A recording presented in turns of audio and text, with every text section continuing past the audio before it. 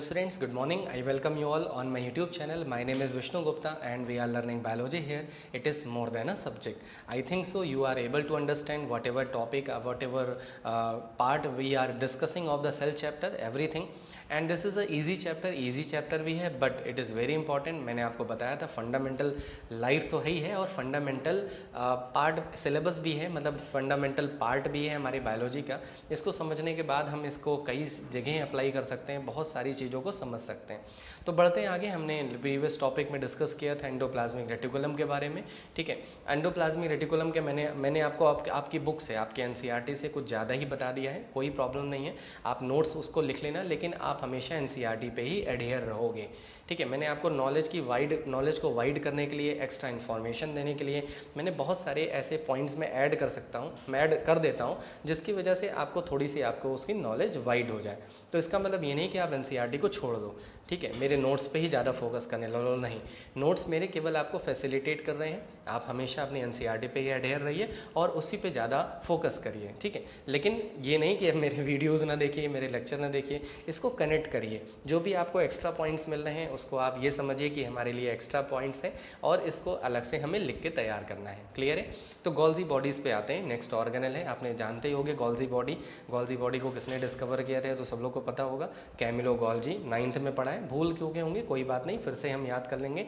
देखो, डिक्टियोजोम्स, इसको डिक्टियोजोम्स भी बुलाते हैं. डिक्टियोजोम्स अभी मैं क्लियर कर दूंगा डिक्टियोजोम्स क्या होते हैं.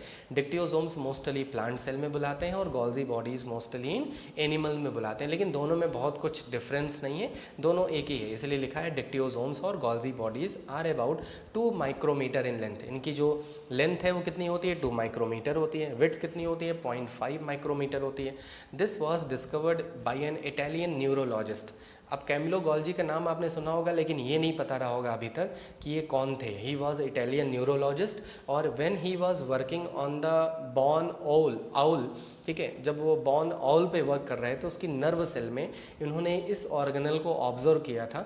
उसका नाम इन्हीं के नाम पे पड़ गया गोल्जी बॉडी, क्योंकि कैमिलो गोल्जी ने डिस्कवर किया इसलिए इसका नाम पड़ गया क्या, गोल्जी बॉडी. क्लियर है? गोल्जी ऑपरेटर्स भी बोलते हैं, गोल्जी बॉडीज़ भी बोलते हैं, जो भी आप बोलो, और डिक्टियोजोम्स भी बोल सकते हैं. क्लियर है? तो इस तरह से इस ऑर्गेनल के बारे में एक लाइन समझ में आ गई कि इसको किसने डिस्कवर किया था, कहाँ से डिस्कवर किया था और इसकी फिजिकल फीचर क्या होते हैं, मतलब इसकी लेंथ कितनी होती है, इसकी विड्थ कितनी होती है. ठीक है, with the help of the diagram we will be able to understand. देखो, नेक्स्ट में आपके डायग्राम है. आपके एनसीईआरटी में डायग्राम शायद नहीं है, लेकिन यहाँ से आप डायग्राम अच्छे से समझ सकते हो. अब इस डायग्राम में थोड़ा सा आपको टिपिकल शेप दिख रहा होगा, पता नहीं कैसे.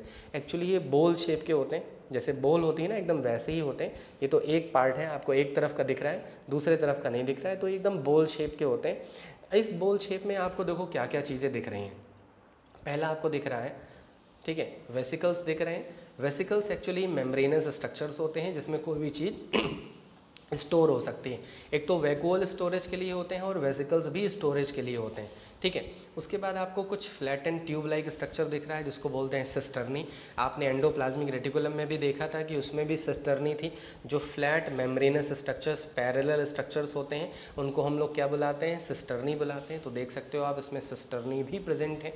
इसमें ट्यूबल्स भी होती हैं, इसका मतलब यहाँ पे भी सिस्टर्नी भी है, ट्यूबल्स भी हैं और वेसिकल्स भी हैं. ठीक है, वैक्यूल्स भी होते हैं. अगर आप ध्यान से देखो तो यहाँ पे आपको 2 फेज देखने को मिलेंगे, एक ट्रांस फेज और एक सिस फेज. ठीक है, वो एक्चुअली होता क्या है कि इन ऑर्गेनल को पैकेजिंग ऑर्गेनल बोलते हैं. जैसे आपके किचन में पराठा बन गया, अब पराठा आप कैसे लेके जाते हो, टिफ़िन में ऐसे ही. ठीक है, पर मम्मी ने पराठा दे दिया, ऐसे ऐसे घुमाते लेके जाते हो, नहीं.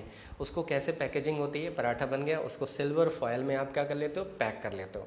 उसके बाद उसको अपने टिफ़िन बॉक्स में लेके रख के लेके चले जाते हो.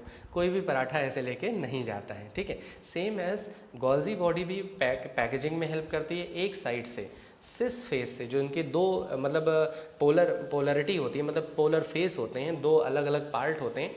सिस फेस से कोई भी पार्ट एंटर करता है, मान लो वो लिपिड है, मान लो वो प्रोटीन है, वो एंटर करता है और ट्रांस फेस से, मतलब उस साइड से उसका पैकेजिंग होके निकलती है. देख सकते हो आप, डिस्चार्ज वेसिकल्स. इधर से वेसिकल्स इसमें फ्यूज़ हुए, उसके अंदर कुछ पैकेजिंग हुई, उसके बाद उसमें कुछ केमिकल स्टोर हुए और वो एक साइड से, किस साइड से, ट्रांस फेस से वो रिलीज़ हो जाते हैं. तो इस तरह से सिस और ट्रांस, ये 2 इसके क्या होते हैं, फेजेस होते हैं. इसके बारे में आगे भी आप लोग पढ़ोगे, समझ में आ गया। तो इस स्ट्रक्चर में आपको क्या दिख रहा है, सिस्टर्नी दिख रही हैं, ट्यूबल्स दिख रहे हैं, वेसिकल्स दिख रहे हैं, और इसका जो शेप होता है मेनली वो बोल शेप बन जाता है, ठीक है, कटोरे शेप में हो जाता है। चलो नेक्स्ट आ जाओ। Golgi apparatus is made up of the following 3 membranous structure, ठीक है। अब आप डायग्राम देखते रहो और आराम से पढ़ते रहो, बहुत इजी लगेगा आपको। पहला है cisternae, flattened sac arrange parallel, आपको पता है ये जो फ्लैटेंड सैक्स हैं और अरेंज होते हैं पैरेलल, इन्हीं को हम क्या बुलाते हैं, सिस्टर्नी बुलाते हैं। देयर नंबर कैन वेरी, ज़्यादा भी हो सकते हैं, कम भी हो सकते हैं। The margins of each cisternae are gently curved, इस तरह से ऐसे कर्व होती है, so that the entire Golgi apparatus, जब आप गोल्जी बॉडी को देखोगे तो ऐसा लगेगा जैसे कोई कप है या कोई बोल है, ठीक है, एकदम कप या बोल शेप में इनका अपीयरेंस होता है। वो क्यों होता है, क्योंकि जो सिस्टर्नी होती है उसका जो एज होता है वो कर्व होता है इस तरह से। तो ऐसे किस किस मतलब शेप में दिख रहा है, कप शेप या बोल शेप में, ठीक है। उसके बाद इनके पास ट्यूबल्स होती हैं, वैक्यूल्स होते हैं। तो ये 3 मेम्ब्रेनस स्ट्रक्चर्स होते हैं इनके पास, सिस्टर्नी, ट्यूबल्स और वैक्यूल्स।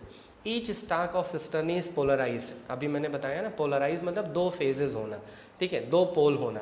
तो एक पोल क्या है, सिस है, और दूसरा क्या है, ट्रांस है।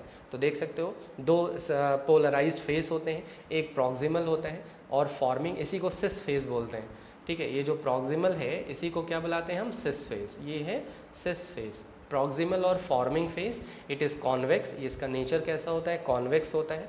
लाई क्लोजर टू न्यूक्लियर एनवलप, याद रखना ये वाला जो फेस होता है, क्योंकि इसी मतलब एंडोप्लाज्मिक रेटिकुलम के पास या न्यूक्लियर मेम्ब्रेन के पास ऐसे उस साइड रहता है। क्यों, क्योंकि एंडोप्लाज्मिक रेटिकुलम आपको पता है लिपिड या प्रोटीन बना रहा है। तो लिपिड और प्रोटीन को ये कहाँ से इनटेक कर लेते हैं, एंडोप्लाज्मिक रेटिकुलम से। आप जब एनसीईआरटी पढ़ोगे तो जब पेज टर्न करोगे, जहाँ पे गोल्जी बॉडी लिखा है, जब पेज टर्न करोगे वहाँ पे ये लाइन लिखी है, ठीक है, कि जो गोल्जी बॉडी होती है वो किसके नियरेस्ट होती है, एंडोप्लाज्मिक रेटिकुलम के। क्यों, ऐसा भी पूछ सकता है, क्यों, वाई, ठीक है। तो आप आंसर बता सकते हो, क्योंकि that receive the so many compound, so many substances from the endoplasmic reticulum और फ्रॉम द न्यूक्लियर एनवलप, ठीक है। डिस्टल, दूसरा जो फेस होता है दैट इज डिस्टल और मैच्योरिंग फेस, इसको ट्रांस फेस भी बोलते हैं, ट्रांस, इसको स्विस बोलते हैं, इसको ट्रांस बोलते हैं। इट इज़ कॉनकेव शेप, ये कॉनकेव शेप का होता है। This face lie toward the plasma membrane, ये किधर की साइड होता है, प्लाज्मा मेम्ब्रेन की साइड होता है। इसका मतलब है कि मान लो अगर लिपिड, इसने लिपिड को एंडोप्लाज्मिक रेटिकुलम से लेके ये किसको ट्रांसफ़र कर सकता है, प्लाज्मा मेम्ब्रेन तक ट्रांसफ़र कर सकता है, मतलब वहाँ पे उसको पहुँचा सकता है। क्लियर है। तो इस तरह से क्या कर रहा है, लिपिड और प्रोटीन को लेके, जैसे ग्लाइकोलिपिड, ग्लाइकोप्रोटीन आपने पढ़ रखा है ना सेल मेम्ब्रेन में, याद आ गया, ठीक है, पढ़ रखा है ना, याद आया कि नहीं आया, यस याद आ गया होगा। ग्लाइकोप्रोटीन, ग्लाइकोलिपिड, तो एक्चुअली लिपिड और प्रोटीन तो एंडोप्लाज्मिक रेटिकुलम बनाते हैं, रफ एंडोप्लाज्मिक रेटिकुलम प्रोटीन और स्मूथ एंडोप्लाज्मिक रेटिकुलम लिपिड। लेकिन उसको ग्लाइकोलिपिड और ग्लाइकोप्रोटीन में कौन चेंज करता है, गोल्जी बॉडी। तो इस तरह से आप देख सकते हो पैकेजिंग में हेल्प कर रहा है। क्लियर है, ठीक है। अब आ जाओ यहाँ पे, इस डायग्राम से आपको ये क्लियर हो जा रहा है कि किस तरह से गोल्जी बॉडी की अरेंजमेंट होती है। अब आप यहाँ इस डायग्राम में देख सकते हो कि ये है रफ एंडोप्लाज्मिक रेटिकुलम है, ये है गोल्जी बॉडी। अब देखो इसका सिस फेस, बहुत ध्यान से समझो, इसीलिए मैंने इस डायग्राम के लगा रखा है यहाँ पे। सिस फेस से देखो, देख सकते हो यहाँ से लिपिड या प्रोटीन इंटर हुई और देख सकते हो ये वेसिकल्स के फॉर्म में रिलीज़ हो गई। तो इस तरह से यहाँ से वेसिकल्स क्या हो जाएंगी, रिलीज़ हो जाएंगी, जिनको हम सेक्रेटरी वेसिकल्स बोलेंगे। सेक्रेटरी वेसिकल्स मतलब इनके अंदर जो केमिकल्स होंगे वो जाके सेक्रीशन हो सकता है। अब आप देख सकते हो एक्सोसाइटोसिस, मतलब जो केमिकल्स वेसिकल्स के फॉर्म में स्टोर हैं वो एक्सोसाइटोसिस शो करेंगे। एक्सोसाइटोसिस मतलब वो रिलीज़ कर देंगे। इसीलिए जहाँ पे भी सेक्रीशन का काम होता है, याद रखना, जो भी सेल्स सेक्रीशन का काम करती हैं वहाँ पे गोल्जी बॉडी बहुत होती है, वहाँ पे गोल्जी बॉडी जरूर प्रेजेंट होंगी। क्लियर है। अब देख सकते हो इस पूरी तरह से सिस और ट्रांस, इन दोनों के क्या एप्लीकेशन है, किस तरह से ये फंक्शन करते हैं। क्लियर है, ठीक है। चलो नेक्स्ट आ जाओ। This polarization is often refer to as cis और trans axis of Golgi complex. मैंने आपको सिस और ट्रांस पूरी तरह से समझा दिया, ठीक है। एक फॉर्मिंग फेज है और एक मैच्योरिंग फेज है। It is believe that nuclear membrane and SER, जो न्यूक्लियर मेम्ब्रेन है और जो एसईआर है मतलब जो लिपिड बना रहा है, are the source of small vesicle वहीं से वेसिकल्स निकलती हैं that fuse to form and while some of the larger vesicles arising from the maturing phase, वहाँ से वेसिकल्स एंटर तो करती हैं लेकिन वो लार्जर वेसिकल्स में, सेक्रेटरी वेसिकल्स में किस साइड से निकलती हैं, मैच्योरिंग फेज से, मतलब सिस फेज से गई और ट्रांस फेज से निकल आई। जैसे आपके किचन में मान लो पराठा एक साइड से बना तो दूसरी साइड से वो पैकेजिंग होकर निकल आया। तो इस तरह से आप देख सकते हो पहले पराठा था लेकिन पराठे के ऊपर सिल्वर फॉयल रैप हो गई और वो टिफ़िन में पैक होके आ गई। अब जब आप उसको लोगे तो उसमें से पराठा निकाल के खा लोगे, तो ये क्या हो गया, सेक्रीशन हो रहा है। तो इस तरह से आपको अच्छे से समझ में आ गया होगा सिस और ट्रांस का फंक्शन। क्लियर है? चलो अब नेक्स्ट आ जाते हैं फंक्शन ऑफ गोल्जी अपरेटस। तो गोल्जी बॉडी का फीचर समझ में आ गया, कैरेक्टरिस्टिक समझ में आ गया, ठीक है, स्ट्रक्चर समझ में आ गया। अब आ जाओ फंक्शन पे। पहला फंक्शन है सेक्रीशन। आप डायग्राम में देख ही रहे हो कि सेक्रीशन कैसे कर रहा है। The Golgi body function as factory. किसकी factory? In which protein received from the ER, ठीक है, आर फर्दर प्रोसेस्ड। प्रोटीन बनाएगा नहीं लेकिन प्रोटीन को प्रोसेस्ड में लेके आएगा, that will convert into different compound and stored for transport to their eventual destination. जहाँ पे भी उसकी ज़रूरत होगी, चाहे वो लाइजोसोम की ज़रूरत होगी, अभी आप लाइजोसोम के बारे में पढ़ोगे, ठीक है, आपने सुना तो होगा, सुसाइडल बैग बोलते हैं। लाइजोसोम कुछ नहीं होता है, लाइजोसोम एक वेसिकल्स स्ट्रक्चर होते हैं, ऐसे वेसिकल्स होते हैं और इसके अंदर बहुत सारे हाइड्रोलिटिक एंजाइम्स होते हैं। तो लाइजोसोम कह सकते हैं म्युनिसिपल पार्टी के मेंबर हैं। जैसे हमारे गलियों में, स्ट्रीट में, मोहल्ले में, कॉलोनी में म्युनिसिपल पार्टी के मेंबर आते हैं और सफाई करते हैं, एकदम वैसे ही लाइजोसोम भी सेल के अंदर होता है, जिसके अंदर हाइड्रोलिटिक एंजाइम्स होते हैं, पावरफुल डाइजेस्टिव एंजाइम्स होते हैं, जो ऑर्गेनल को लेते हैं, जो वेस्ट प्रोडक्ट को लेके उसको क्या कर देते हैं, क्लीन करते रहते हैं सेल को।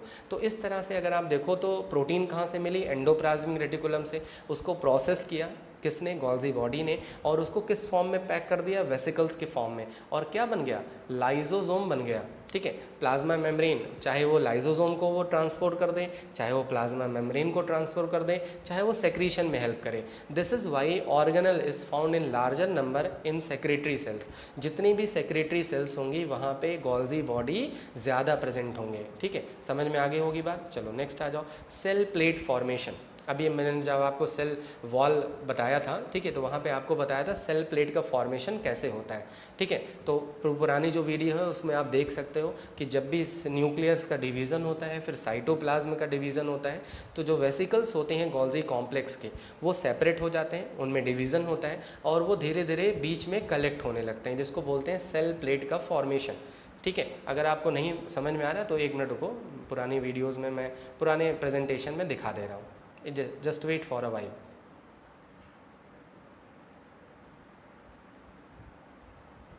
ये देख सकते हो। तो इस डायग्राम में आप देख सकते हो कि किस तरह से जब न्यूक्लियस का डिवीज़न हो रहा है तो जो वेसिकल्स हैं, गोल्जी बॉडी के जो वेसिकल्स हैं वो किस तरह से सेपरेट हो जा रहे हैं और सेपरेट होके बीच में एक सेल प्लेट का फॉर्मेशन वो करते हैं, जिसको बाद में हम मिडिल लैमेला बुलाते हैं। ठीक है, समझ में आ गया होगा। तो इस तरह से पहला फंक्शन समझ में आ गया, सेक्रीशन। दूसरा फंक्शन क्या है, सेल प्लेट फॉर्मेशन। तीसरा फंक्शन है सेल वॉल का फॉर्मेशन। अब सेल वॉल के फॉर्मेशन में पूरी तरह से तो पार्टिसिपेट नहीं करते, लेकिन देख सकते हो आप सेलुलोज द प्रीडोमिनेंट कॉन्स्टिट्यूएंट, ये आपको पता है कि यही कॉन्स्टिट्यूएंट है किसका, सेल वॉल का, is synthesized as the cell surface of the plasma membrane. ये सेलुलोज का जो सिंथेसिस होगा वो कहाँ पे होगा, प्लाज्मा मेम्ब्रेन में होगा। द अदर पॉलीसेकेराइड, लेकिन जो अदर पॉलीसेकेराइड्स होते हैं वो कौन सिंथेसाइज करता है, गोल्जी। इसलिए आपने 9th में पढ़ा था कि ग्लूकोज जो गोल्जी बॉडी होता है वो कॉम्प्लेक्स शुगर के फॉर्मेशन में हेल्प करता है। तो पॉलीसेकेराइड क्या है, कॉम्प्लेक्स शुगर ही तो है। तो अदर पॉलीसेकेराइड्स जो होते हैं वो कौन सिंथेसाइज करता है, Golgi body, and transported by vesicles. और किसके हेल्प से ट्रांसपोर्ट कर देता है, वेसिकल्स के हेल्प से। किसको, सेल सरफेस मतलब सेल मेम्ब्रेन को ट्रांसफर कर देता है कि लो भाई तुम सेल वॉल बनाओ। In plant cell 80% of the metabolic activity of the Golgi complex, जितनी भी मेटाबॉलिक एक्टिविटी होती है वो कौन परफॉर्म करता है, बाई गोल्जी बॉडी। ठीक है, यहाँ पे बाई लिख सकते हो, by Golgi complex. 80% metabolic process plant cell में यही ऑर्गेनल परफॉर्म करता है। नेक्स्ट आ जाओ, आप जब रिप्रोडक्शन चैप्टर पढ़ोगे तो वहाँ पे आप पढ़ोगे 12th में स्ट्रक्चर ऑफ स्पर्म। स्पर्म का स्ट्रक्चर कुछ ऐसे होता है, इस तरह से मैं थोड़ा सा बना के आपको दिखा दे रहा हूँ। ये स्ट्रक्चर ऑफ स्पर्म होता है, इस पार्ट को बुलाते हैं हेड, ये हेड पार्ट है। ये पार्ट टिप पार्ट होता है, इसी टिप पार्ट पे एक पार्ट लगा होता है जिसको बोलते हैं एक्रोजोम। इसी पार्ट को बुलाते हैं एक्रोसोम। यहाँ पे लिखा है ना एक्रोसोम। तो जो स्पर्म होता है, ये जान लो जैसे हम हेड है, हेड पे जो कैप लगाते हैं एकदम वैसे ही होता है। हेड के ऊपर एक कैप रीजन होता है जिसको बोलते हैं एक्रोसोम। एक्रोसोम में बहुत सारे एंजाइम्स भरे होते हैं जो ओवम को फ्यूज़, ओवम को ओवम में एंटर करने में हेल्प करते हैं।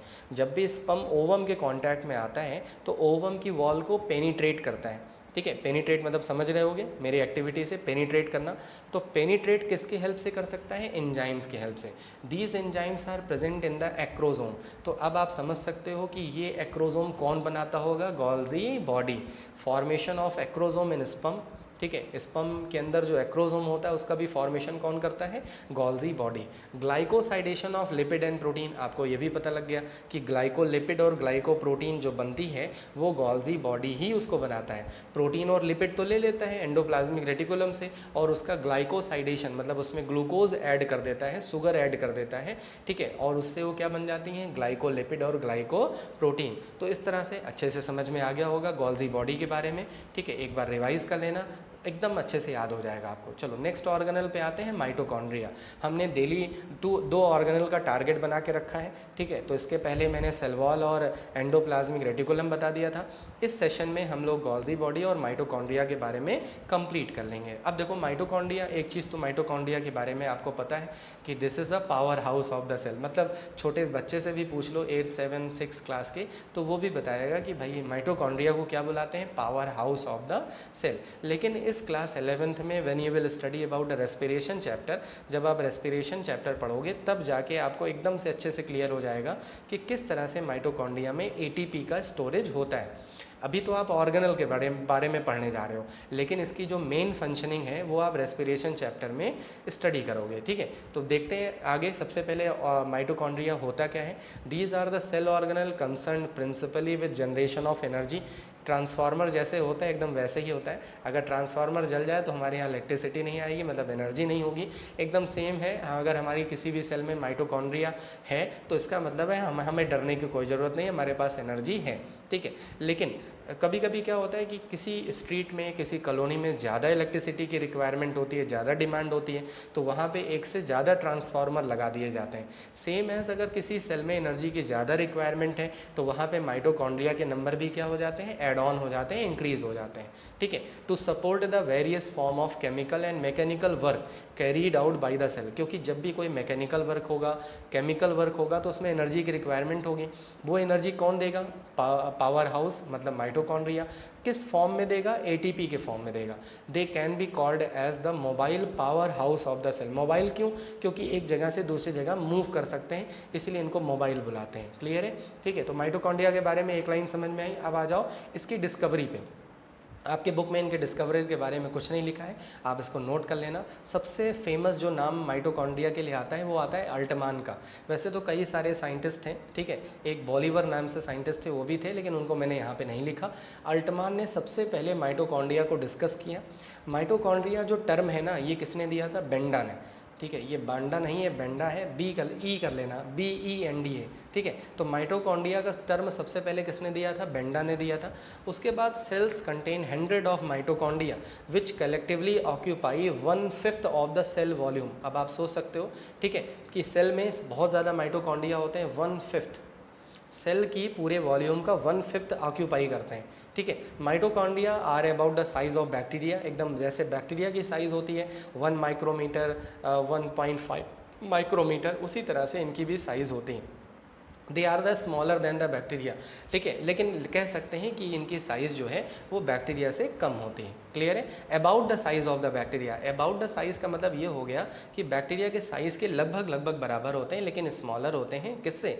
बैक्टीरिया से। क्लियर है? ठीक है, और कह सकते हैं कि these are the second largest organelle in the cell, क्योंकि फर्स्ट लार्जेस्ट ऑर्गेनल प्लास्टिड होता है, मतलब क्लोरोप्लास्ट होता है, और सेकेंड लार्जेस्ट ऑर्गेनल कौन सा होता है? माइटोकॉन्ड्रिया। क्लियर है? ठीक है, तो बढ़ते हैं आगे नेक्स्ट पार्ट पे।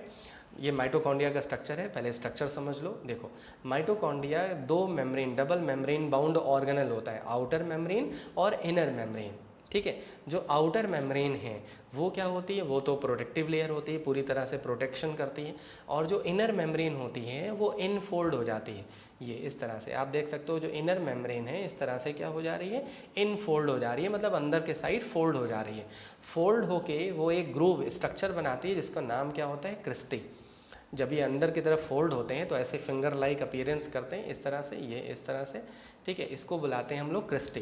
क्लियर है, ठीक है। तो इस तरह से पहला पार्ट क्लियर हो गया कि आउटर मेम्ब्रेन होती है, फिर क्या होती है, इनर मेम्ब्रेन होती है, और इनर मेम्ब्रेन क्या हो जाती है, फोल्ड हो जाती है, ठीक है। आउटर और इनर मेम्ब्रेन के बीच में जो स्पेस होता है उसको बुलाते हैं इंटर मेम्ब्रेनस स्पेस। इंटर मतलब विद इन द टू, हमेशा याद रखना, इंट्रा मतलब विद इन, और इंटर मतलब क्या होता है, विद इन टू, दो के बीच में अगर कोई भी चीज़ बात हो रही है तो उसको बोलते हैं इंटर। तो इंटर मेम्ब्रेनस स्पेस होता है।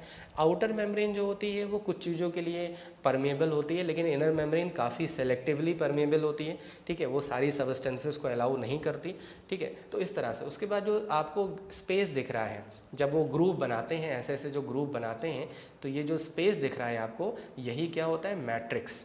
तो इसको बोलते हैं माइटोकॉन्ड्रियल मैट्रिक्स। आप देख सकते हो कि डीएनए मतलब mitochondria contain its own DNA, इसके पास अपना खुद का डीएनए होता है। तो खुद का डीएनए होगा तो क्या कर सकता है, एक तो ये डिवीज़न कर सकता है, मतलब अपनी कॉपी बना सकता है, अपने नंबर को बढ़ा सकता है।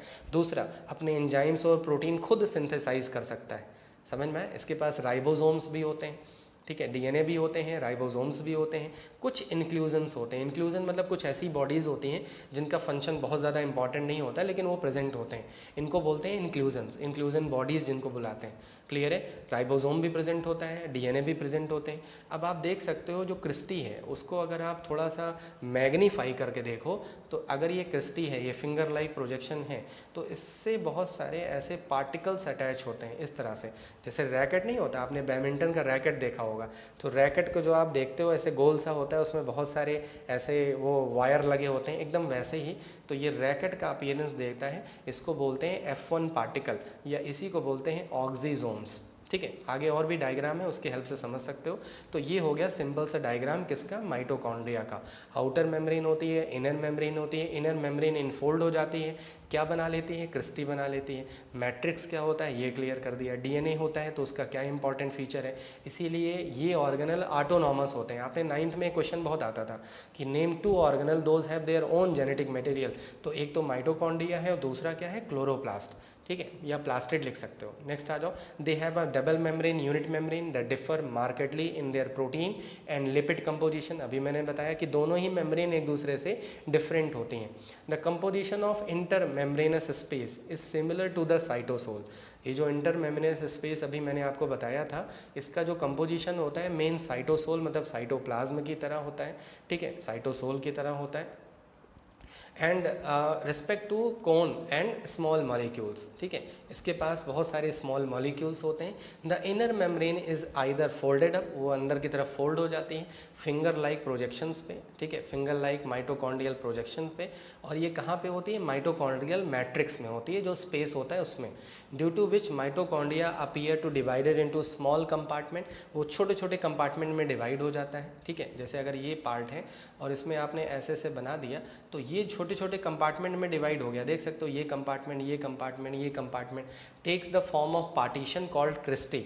इसी को बुलाते हैं क्रिस्ट। क्रिस्ट का क्रिस्ट से बना, क्रिस्ट का मतलब होता है कहीं पे कोई स्पेस कंपार्टमेंट, उसी से बना क्रिस्टी। क्लियर है, तो क्रिस्टी समझ में आ गया। Now come to the next part. ये आप देख सकते हो और भी स्ट्रक्चर्स हैं कि अगर हम इंटर मेम्ब्रेनस स्पेस देखें तो ये है, उसके अंदर जो मैट्रिक्स है वो ये है, और ये जो है ये क्रिस्टी हैं, ठीक है, यही क्रिस्टी हैं। और क्रिस्टी के अंदर देख सकते हो आप छोटे छोटे कुछ पार्ट्स निकले हैं, ये इसको बोलते हैं F1 पार्टिकल और ऑक्सीजोम्स, ठीक है। जैसे जूड़े के अंदर पिन लगा दी जाती है, आपने मम्मी लोगों को देखा होगा कि जूड़ा बनाते हैं, जूड़े के ऊपर पिन लगा देते हैं, एकदम वैसे ही देखो स्ट्रक्चर दिख रहा है नहीं दिख रहा है, F1 पार्टिकल और ऑक्सीजोम। तो जब भी आप जूड़े के अंदर पिन देखोगे तो आपको ये स्ट्रक्चर याद आ जाएगा कि ये सर ने बताया था कि F1 पार्टिकल और ऑक्सीजोम। एक्चुअली यही F1 पार्टिकल में एटीपेज एंजाइम होते हैं, इसमें एक एंजाइम होते हैं जिसका नाम है ATPase, ठीक है, जिसके लास्ट में एज आ जाए जान लो वो एंजाइम होता है एटीपेज। तो ये किसका सिंथेसिस करेंगे, एटीपी के सिंथेसिस करेंगे, ठीक है। तो इस तरह से डायग्राम आपको अच्छे से समझ में आ गया होगा माइटोकॉन्ड्रिया का, इसको बना लेना। ये मैंने एक क्रिस्टी का पूरा तरह से डिटेल डायग्राम लगा रखा है, तो इसको भी आप समझ सकते हो। ये आउटर मेम्ब्रेन हो गई, ठीक है, ये इनर मेम्ब्रेन हो गई, ये स्पेस हो गया, ये इंटरस्ट जो मेम्ब्रेनस स्पेस है। उसके बाद आप देख सकते हो ये एक क्रिस्टी है, ये इस तरह से एक क्रिस्टी होती है। क्रिस्टी में देख सकते हो F1 पार्टिकल्स लगे हैं। ध्यान से देखो तो ये स्ट्रक्चर आपने सेल मेम्ब्रेन के अंदर भी पढ़ रखा है, ठीक है। ये स्ट्रक्चर, ये वाला जो स्ट्रक्चर है, जो लिपिड बाई लेयर है, वो आपने कहाँ पढ़ रखा है, सेल मेम्ब्रेन के अंदर पढ़ रखा है। तो इस तरह से इसका भी स्ट्रक्चर ऐसे ही होता है। अंदर जो मेम्ब्रेन होती है उसका स्ट्रक्चर एकदम सेल मेम्ब्रेन की ही तरह होता है। लिपिड बाई लेयर होती हैं, प्रोटीन लेयर होती हैं, ठीक है। और उसी में बीच बीच में क्या लगे होते हैं, F1 पार्टिकल। F1 पार्टिकल के दो पार्ट होते हैं, एक हेड पार्ट होता है और एक टेल पार्ट होता है। टेल पार्ट अंदर की तरफ एम्बेडेड होता है और जो हेड पार्ट होता है वो बाहर की तरफ प्रोट्रूडिंग होता है, बाहर की तरफ निकला होता है। उसके बाद आप देख सकते हो उसमें बहुत सारे रेस्पिरेटरी चेन मतलब एंजाइम्स प्रेजेंट होते हैं, क्योंकि जब आप रेस्पिरेशन पढ़ोगे तो बहुत सारे एंजाइम्स के बारे में पढ़ोगे। वो एंजाइम रेस्पिरेशन में हेल्प करते हैं, मतलब फूड को ब्रेक डाउन में हेल्प करते हैं, जिसकी वजह से क्या रिलीज होती है, ATP, ठीक है। तो इस स्ट्रक्चर से भी आपको ये समझ में आ गया कि क्रिस्टी के अंदर कौन से पार्टिकल्स लगे होते हैं, F1 पार्टिकल। क्रिस्टी का जब अंदर का स्ट्रक्चर आप देखोगे तो एकदम सेल मेम्ब्रेन की तरह दिखेगा, lipid by layer, protein layer, ये सारी चीज़ें दिखेंगी। और इसमें बहुत सारे रेस्पिरेटरी एंजाइम्स होते हैं जो रेस्पिरेशन में पार्टिसिपेट करते हैं, ठीक है। तो मेनी टेनिस लाइक स्ट्रक्चर, अभी देख लो एकदम टेनिस की तरह है, टेनिस रैकेट की तरह स्ट्रक्चर है। Tennis racket like small particles are situated on the wall of the cristae. These particles are known as F1 particles or oxysomes. These particles are situated in the thickened wall of crystal, but they protrude out crystal. ये Christie से बाहर की तरफ निकले होते हैं, जैसे जूड़े से पिन, ठीक है। All enzymes of respiratory chain मतलब ETS, इलेक्ट्रॉन ट्रांसपोर्ट सिस्टम, इसका फुल फॉर्म नोट कर लो, इलेक्ट्रॉन ट्रांसपोर्ट सिस्टम। ये सारी चीज़ें आप पढ़ोगे रेस्पिरेशन में, डोंट वरी, ठीक है, everything you have to study. तो जो ये ETS होता है, ETS का फुल फॉर्म क्या हो गया, electron transport system and oxidative phosphorylation. दो प्रोसेस होते हैं, एक ETS मतलब रेस्पिरेटरी चेन और दूसरा क्या होता है, ऑक्सीडेटिव फास्फोराइलेशन। देखो फास्फोराइलेशन जहाँ पे भी वर्ड आ जाए इसका मतलब होता है ATP का फॉर्मेशन या ATP का ब्रेकडाउन, उसको बोलते हैं फास्फोराइलेशन। ऑक्सीडेटिव क्यों यूज़ हो रहा है, क्योंकि ऑक्सीजन यूज़ होती है, आपको पता है। और माइटोकॉन्ड्रिया में किस टाइप का रेस्पिरेशन होता है, 10th में पढ़ रखा है, एरियोबिक रेस्पिरेशन, ऑक्सीजन के प्रेजेंट में। तो ऑक्सीजन के प्रेजेंस में अगर ATP का फॉर्मेशन हो रहा है तो उसको क्या बुला सकते हैं हम, ऑक्सीडेटिव फास्फोराइलेशन। ये सारे एंजाइम्स प्रेजेंट होते हैं क्रिस्टी में। माइटोकॉन्ड्रियल जो मैट्रिक्स होता है उसमें all the enzymes are present. जितने भी एंजाइम्स होते हैं वो सब कहाँ होते हैं, माइटोकॉन्ड्रियल मैट्रिक्स में प्रेजेंट होते हैं। क्रेब साइकिल, ये एक साइंटिस्ट थे जिनका नाम था क्रेब, उन्होंने बताया था कि जो पायरविक एसिड होती है वो माइटोकॉन्ड्रिया के अंदर जब एंटर करती है, मैंने 10th क्लास में आपको पढ़ाया है कि जब माइटोकॉन्ड्रिया में पायरविक एसिड एंटर करती है तो उसका ब्रेकडाउन होता है, उसका ऑक्सीडेशन होता है, और उसी साइकिल को बुलाते हैं क्रेब साइकिल, ठीक है। तो क्रेब साइकिल के लिए जो भी एंजाइम्स प्रेजेंट होते हैं वो मैट्रिक्स में प्रेजेंट होते हैं, DNA प्रेजेंट होता है, राइबोसोम प्रेजेंट होते हैं और RNA भी प्रेजेंट होता है। नेक्स्ट आ जाओ इसके function. Mitochondria add not found, ठीक है। माइटोकॉन्ड्रिया जो होता है it is add not found in the bacteria and blue green algae. ये ब्लू ग्रीन एल्गी में नहीं होता, ये कुछ नहीं है, ठीक है। Mitobacteria mitochondria are not found, ये आर होना चाहिए था, ऐड आ गया, ठीक है, स्पेलिंग मिस्टेक हो जाती है। Mitochondria are not found in the bacteria and blue green algae. They are also absent in mature RBC, याद रखना। इमेच्योर RBC कभी लिखा होगा तो अब प्रेजेंट होती हैं, लेकिन मैच्योर RBC में ये एब्सेंट होती हैं। Mitochondria are semi autonomous, semi autonomous मतलब पूरी तरह से ऑटोनॉमस नहीं है लेकिन ऑटोनॉमस है, अपने डिवीज़न कर सकता है, अपनी प्रोटीन खुद बना सकता है, ठीक है, अपने नंबर को इंक्रीज़ कर सकता है। कंटेन ओन जेनेटिक मटेरियल, ठीक है। और इनका जो जेनेटिक मटेरियल होता है वो न्यूक्लियर जीनोम से, मतलब जो न्यूक्लियस में जो जीनोम होता है उससे डिफरेंट होता है, उससे अलग होता है, ठीक है। फंक्शन देखो, फंक्शन बहुत इजी है। Carry out energy yielding steps, जितने भी एनर्जी इल्डिंग स्टेप्स होते हैं वो सब यहीं पे परफॉर्म होते हैं। ऑक्सीडेशन होता है, ऑक्सीडेशन मतलब ब्रेकडाउन होता है किसका, कार्बोहाइड्रेट का, फैट का और अमीनो एसिड्स का। और लास्ट है एनर्जी करेंसी, ये synthesize and stored in mitochondria. Energy currency का मतलब क्या हो गया, ATP, तो एटीपी का सिंथेसाइज भी हो रहा है और स्टोरेज भी हो रहा है कहाँ पे, माइटोकॉन्ड्रिया में। That's why it is known as power house of the cell. Clear हो गया। तो इस तरह से 2 ऑर्गेनल हमने आज क्लियर कर लिए। लंबा सेशन हो गया लेकिन कोई बात नहीं, ठीक है, जिससे हम सिलेबस को जल्दी से कंप्लीट कर दें। तो माइटोकॉन्ड्रिया एंड गोल्जी बॉडी दोनों क्लियर हो गया। नोट्स आप यहीं से बना सकते हो। बहुत सारे स्टूडेंट पूछते हैं सर नोट्स कहाँ हैं, भैया यही तो है नोट्स। जो मेरे प्रेजेंटेशन इतनी मेहनत करके मैं बनाता हूँ वही क्या है, नोट्स हैं। अगर आपको एनसीईआरटी से नोट्स बनाने में प्रॉब्लम होती है तो आप इन पॉइंट्स को ऐड कर सकते हो, याद करने में भी ईजी रहेगा। क्लियर है। तो कमेंट बॉक्स में जरूर लिखना कि how you are liking the session.